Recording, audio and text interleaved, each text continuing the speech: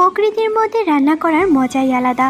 তাই আজকে প্রকৃতি থেকেই সংরক্ষণ করব সকল উপকরণ। বিলের তলদেশ থেকে তুলে নিলাম পানি ফুল, আর জঙ্গল থেকে সংরক্ষণ করলাম এই হলুদ ফুলগুলো। এইদিকে দেখো কত সুন্দর কচু গাছ, একটা কচুর ডোকাও সংরক্ষণ করলাম। বন জঙ্গলে অজস্র বাঁশকুড়োল, যা পাহাড়িদের খুবই জনপ্রিয় খাবার। চলো এবার লাল মাশরুমগুলোকে সংরক্ষণ করি। গ্রামাঞ্চলে যাকে সেতু বলা হয়, সবকিছু তো সংরক্ষণ করেছি। চলো এবার ঝর্ণার শীতল পানিতে সবকিছু ধুয়ে নেওয়া যাক। এক এক করে কেটে এবার রান্নার পালা।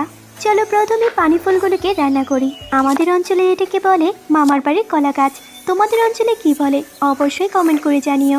এইগুলো হালকা সিদ্ধ করে তেল, মরিচ, লবণ, হালকা গোলমরিচ এবং সয়া সসের সাথে খুব ভালো লাগে খেতে।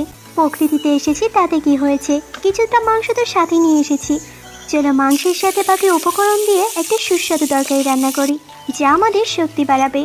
প্রথমে তেল, তারপরে মাংস, কিছুটা ভাজার পরে আস্তে আস্তে সবগুলো উপকরণ দিয়ে দেব।